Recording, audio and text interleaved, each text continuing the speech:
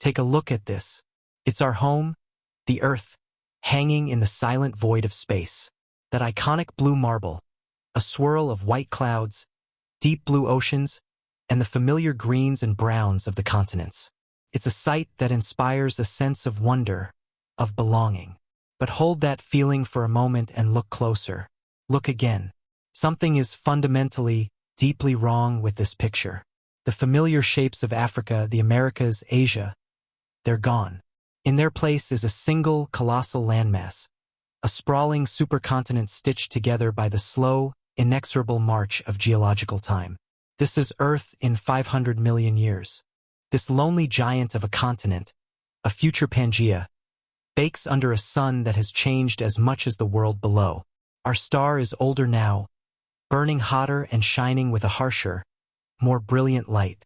Its increased energy has boiled away the last of the polar ice caps millennia ago, raising the sea level to heights we can barely comprehend.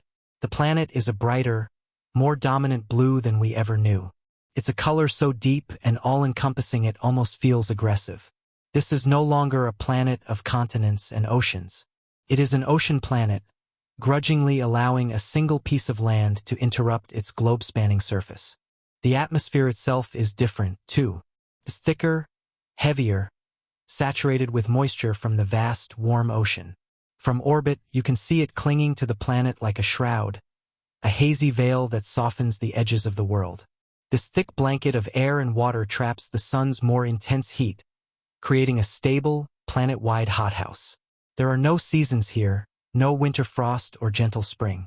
There is only a long, unending, humid summer. The air itself would feel heavy in your lungs, ancient and alien, filled with the exhalations of a world that has moved on. But the most profound change, the one that truly sends a shiver down the spine, is only visible when the planet turns its face away from its star. The night side, where there should be a glittering web of city lights, a dazzling testament to a global civilization, there is only an absolute, unbroken darkness. Perfect, terrifying blackness. There are no constellations of human life tracing the coastlines, no bright spots marking the places we once called our greatest cities. The silence is visual, an abyss where a symphony of light once shone. That is the first, most chilling mystery of this new Earth. Where did we go? The answer is as simple as it is unnerving: time. 500 million years is an almost unimaginable span of time. It is long enough for mountain ranges to rise and fall, for oceans to open and close, and for a species, even a loud and clever one, to become a forgotten whisper. Our reign was just a geological blink of an eye. Our cities have crumbled to dust, been swallowed by the rising seas, or subducted into the planet's mantle. We are a fossil layer, a thin seam of strange plastics and weathered isotopes buried deep beneath the ocean floor. And it is that ocean that calls to us now. It is the true protagonist of this future world. This global sea is not just larger than the one we knew. It is fundamentally different. Its chemistry has been altered over eons, saturated with minerals leached from the land for hundreds of millions of years. Its sheer volume gives it a thermal inertia that stabilizes the planet's climate, but beneath that placid surface lies a world of unimaginable complexity. This is the womb of whatever life now claims the Earth as its own. It is the heart of the planet, and its depths hold all the secrets. So we are left with a profound and tantalizing question. In a world that has forgotten us, in an ocean that has inherited the Earth, what kind of life has risen to take our place? What strange new forms have evolved in this planetary cradle over 500 million years? What creatures navigate these warm, ancient waters under a sun that is not quite our own?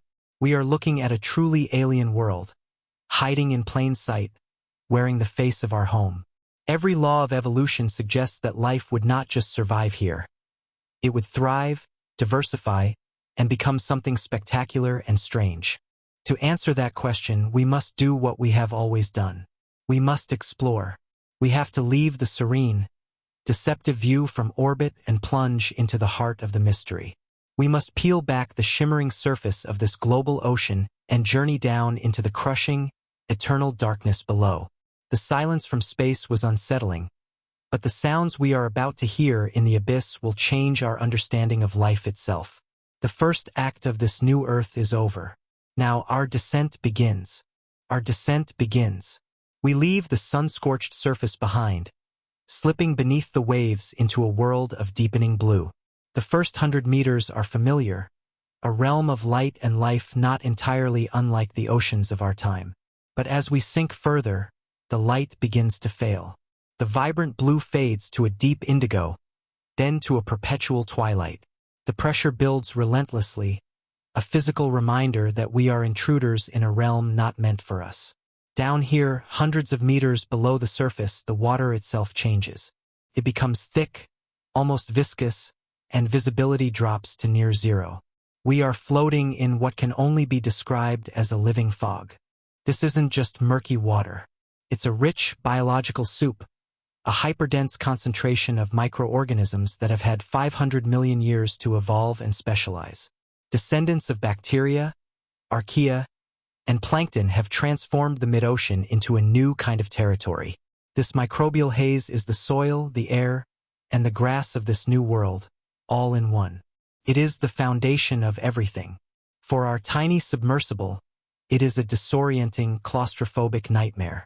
There is no up or down, no east or west, only the oppressive, cloudy medium pressing in from all sides. What could possibly navigate such an environment? Then a glimmer. Out of the impenetrable gloom, a soft, rhythmic pulse of light appears. It's faint, ethereal, like a distant star seen through a thick mist. For a moment, you could dismiss it as an illusion, a phantom created by our own senses. But then there's another pulse from a different direction, and another. The lights are not random. They beat with a slow, deliberate cadence, a silent rhythm in the dark. They are beautiful, hypnotic, and deeply mysterious. They seem to be calling to us, drawing us deeper into the heart of the ocean's great mystery, promising a revelation just beyond the veil of fog. We push forward, our sub moving towards the nearest source of light. As we approach, the glow intensifies, resolving from a point of light into a complex, shifting pattern. And then we begin to perceive the scale of what we're looking at. The light isn't coming from something in the water. The light is coming from something that is the water. A shape begins to coalesce out of the fog, a form so immense it defies all biological logic. This is no fish, no squid. This is a living mountain, a biological cathedral floating in the deep. Our lights pan up, and up, and up, and they do not find an end. We are face to face with one of the new masters of this world.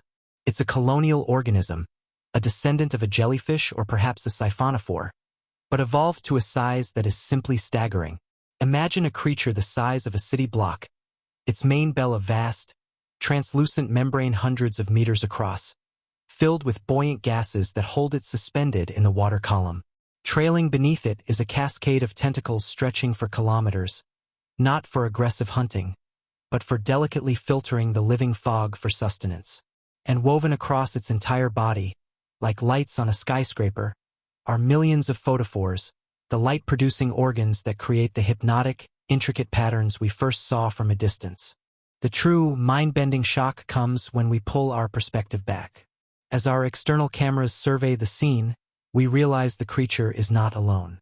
In the distance, we see the glow of another, and another, and another.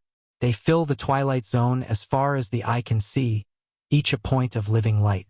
They form a silent, three-dimensional constellation stretching across the entire globe, a galaxy of living stars hanging in the eternal dusk of the mid-ocean.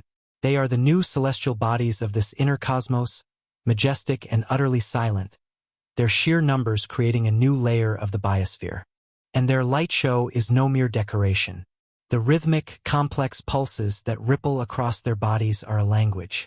The patterns shift, flowing from one individual to the next across the living constellation, a slow, silent conversation on a planetary scale.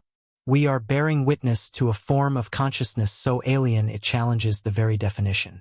This is a distributed intelligence, a global network of biological entities, a single mind spread across a billion bodies. What could a mind like this think? Its thoughts would be as slow as tides, its emotions as vast as ocean currents. The horror here is not of teeth and claws, but of an intelligence so immense and fundamentally different that we are, to it, less than bacteria. The awe we feel is quickly tinged with a deep, existential dread. This is not just an ecosystem we've discovered. It's a planetary-scale organism, a serene civilization of living light. But there is a flaw in this perfect, quiet world. For all their godlike scale, these beings are grazers. They are the gentle giants, the filter feeders of this new age. And in every ecosystem, no matter how alien, where there are grazers, there are hunters. As we watch the beautiful, slow dance of light, a flicker of movement far below catches our eye. A colossal shadow, darker than the surrounding water, detaches itself from the abyss. The light from the nearest giant entity wavers, its pattern momentarily breaking, as if in fear. A new, more terrifying question now emerges. What could possibly prey on a living constellation? Deeper. That is the only direction left. Spurred on by that flicker of fear in the living constellations above, we plunge past their silent, glowing kingdom. We leave the last vestiges of twilight behind and enter a realm of absolute, total darkness, a place that has not seen the sun in 500 million years. The pressure here is a physical monster, squeezing our submersible with the weight of kilometers of water. The living fog thins out, replaced by a constant, gentle snowfall of organic debris, the marine snow, raining down from the vibrant world above. This is the cold, quiet, crushing heart of the planet. Our lights cut through the blackness, revealing the seafloor. But this is not the soft ooze we would expect. Instead, we are flying over a graveyard, an endless, alien boneyard stretching for leagues in every direction. The ground is littered with strange, angular debris. Some pieces are sharp and crystalline, catching the light like broken glass. Others are chitinous, curved fragments of some great armor. It's the fallout from the world above, the remnants of the great light creatures, sinking and settling here for centuries. But they did not simply die of old age. We focus on one colossal piece of wreckage. It's the main bell of one of the city-sized giants, a vast translucent sheet now torn and lifeless. But it hasn't been shredded or bitten by some mindless beast. The damage is too precise for that. It has been methodically dismantled. Huge sections have been sheared off with unnerving accuracy. The delicate, light-producing organs have been scooped out, harvested. This wasn't a feeding frenzy. It was a demolition. It was work. The kind of cold, efficient work that speaks not of hunger, but of purpose. What kind of creature performs such calculated butchery? Then our lights catch movement. Something scuttles behind a pile of chitinous plates, something huge and low to the ground. We see a massive claw, bigger than a person, tipped with a point that glints with a metallic sheen. It retracts into the darkness. Another movement reveals a section of armored plating, not grown, but seemingly forged, shimmering with coppery and iron-like tones. They are all around us, perfectly camouflaged against the debris field they created. These are not fish. They are not mammals. They feel ancient, geological, like pieces of the seafloor given motion and a malevolent will. As one steps fully into the beam of our lights, we finally see the ocean's new apex predator. It is a terrifying testament to evolution's brutal creativity, a monstrous descendant of an ancient arthropod, perhaps a crustacean or even a resurrected line of trilobites. Standing several meters tall, it is a walking fortress of black and metallic armor, supported by a dozen powerful, piston-like legs. Its head is a solid, featureless wedge of carapace, with compound eyes that absorb all light, appearing as pits of absolute blackness. They are the forged smiths, the undisputed tyrants of the abyss. We watch, mesmerized and horrified, as one of them grips a massive chunk of a fallen light creature's tentacle with its powerful claws. But it doesn't begin to eat. Instead, it begins to drag its prize across the seafloor, its powerful legs churning up the crystalline dust. It moves with an unnerving, insectoid efficiency, its actions devoid of any recognizable emotion. It is a machine executing a program. Its destination is a distant, angry orange glow on the horizon. Not the soft, organic light of the creatures above, but a fierce, volcanic glare from the very bowels of the earth. It is dragging its harvest to a hydrothermal vent field. Black smokers, chimneys of pure mineral fury, belch out superheated, metal-rich water from the planet's mantle. And here, the true, horrifying nature of these creatures is revealed. They are not just hunters. They are artisans. They are industrialists. They use the intense heat and chemical soup of the vents as a forge. We watch as they deliberately expose their own carapaces to the scorching plumes, using the dissolved metals to anneal and temper their armor, plating themselves with alloys that can withstand this crushing environment. They are reinforcing their weapons and their shields in the heart of a volcano. This is a level of behavioral complexity that shatters our understanding of natural evolution. This isn't instinct. It's technology, developed through biology.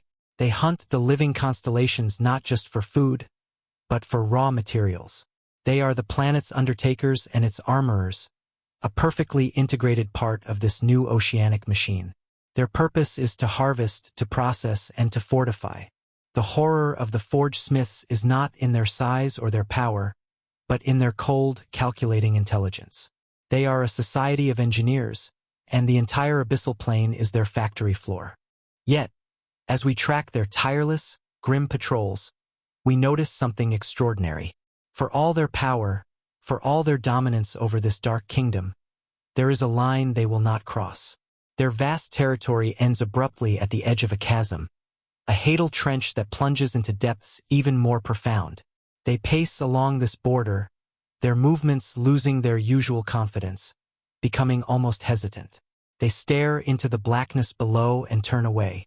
What could possibly make these armored nightmares recoil in something that looks like fear?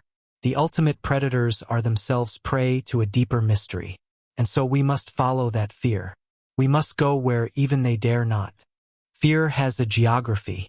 For the armored terrors of the abyss, the forge smiths, this is it. The border of this yawning chasm is the edge of their world, a line they will not cross. To see a creature born of violence and pressure recoil from mere emptiness is a chilling sight. It tells us that what lies below is not just another predator.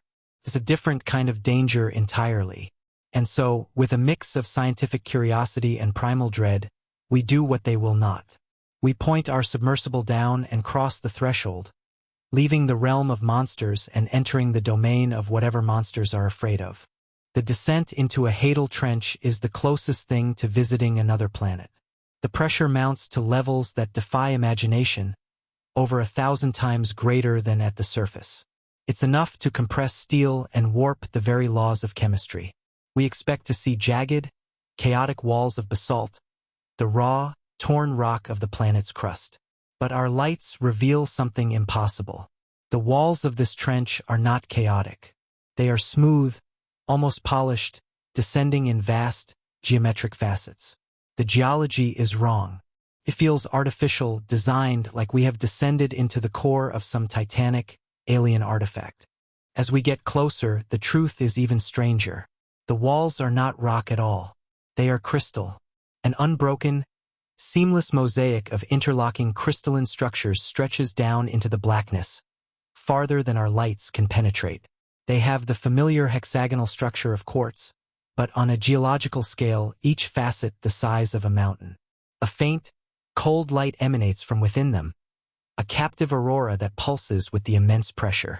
This is not a place where crystals have grown.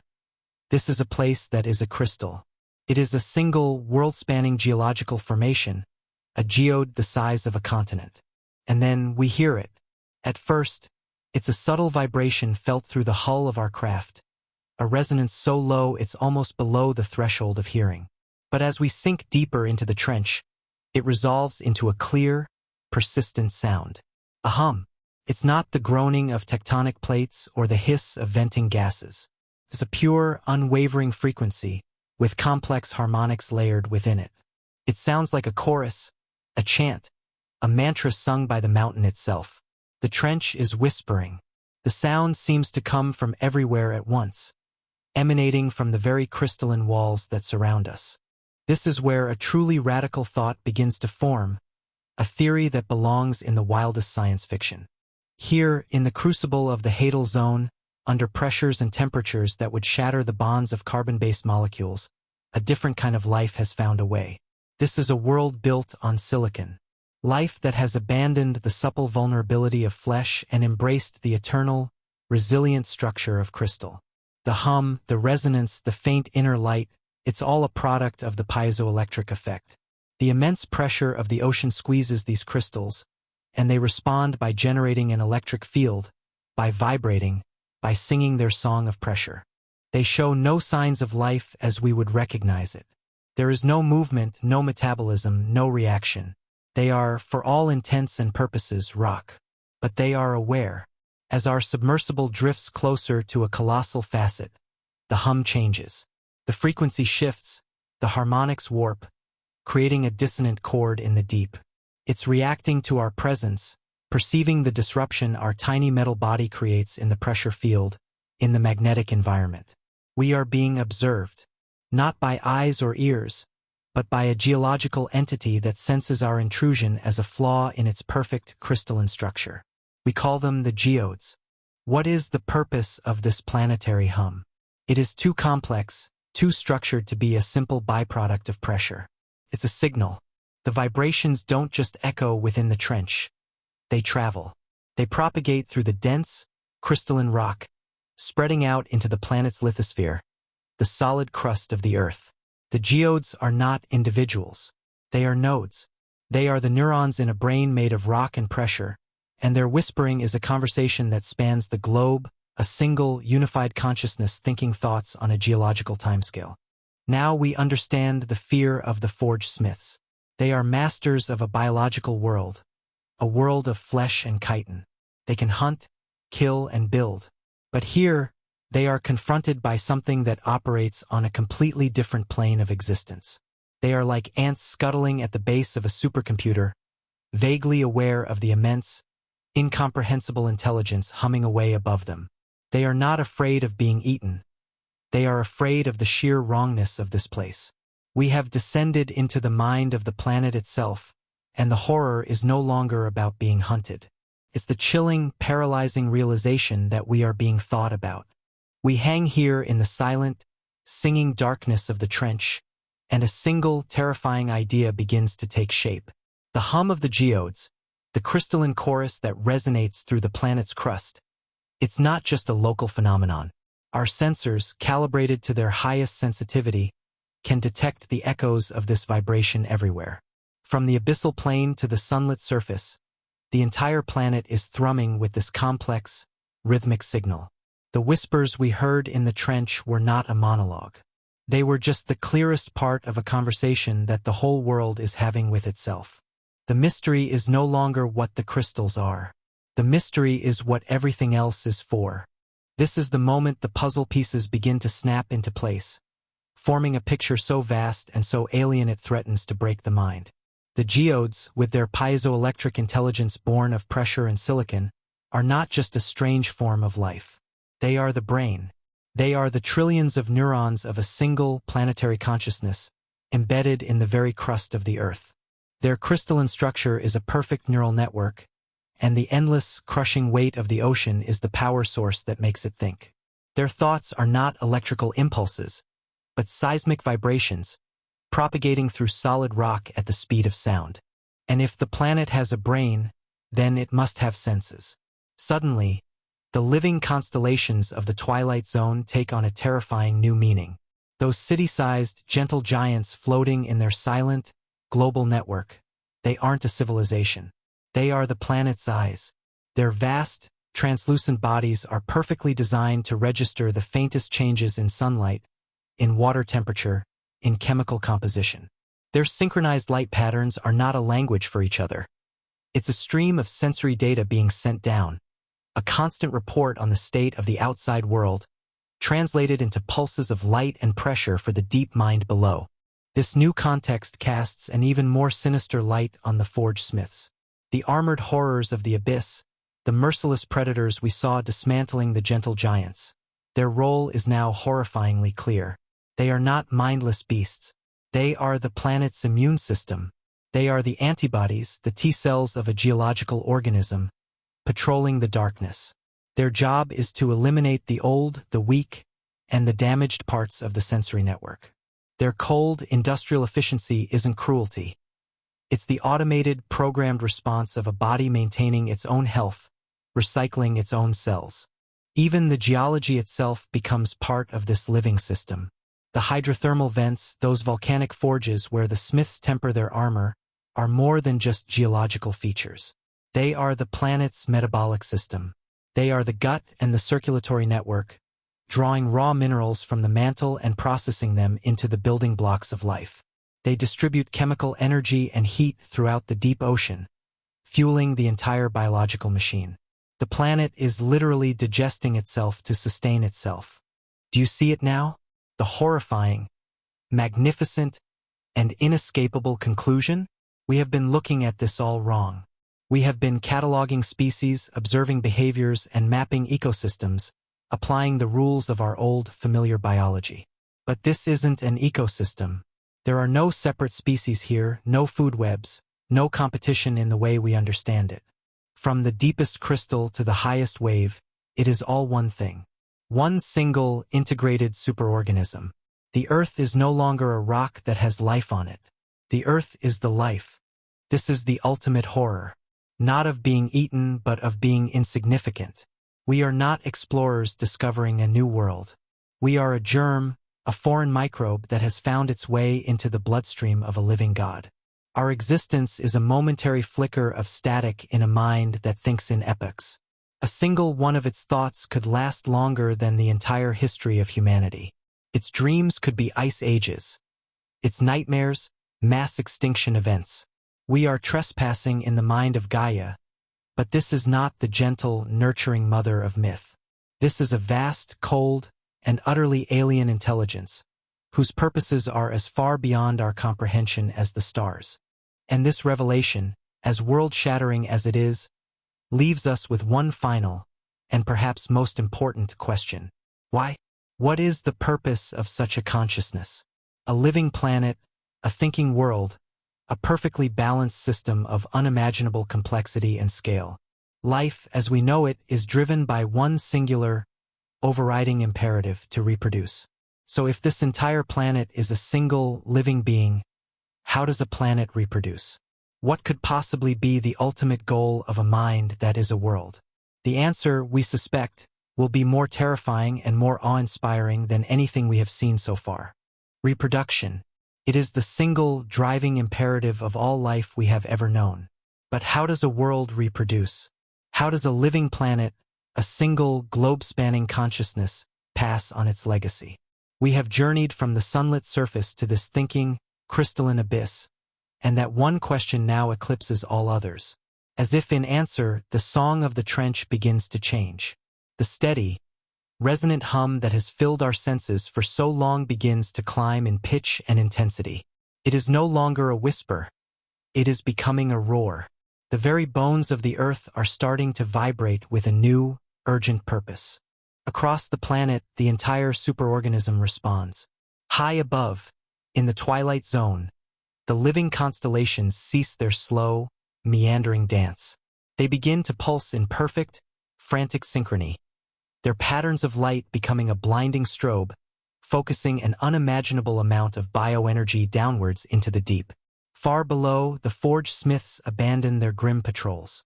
They swarm towards a single, specific point on the seafloor, not to destroy but to build.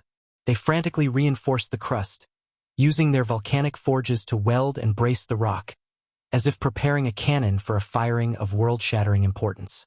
That spot on the seafloor, the focus of this planet-wide effort, begins to change.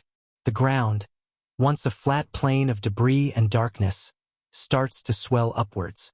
A dome of solid rock, kilometers wide, is being pushed up from below by an incalculable force.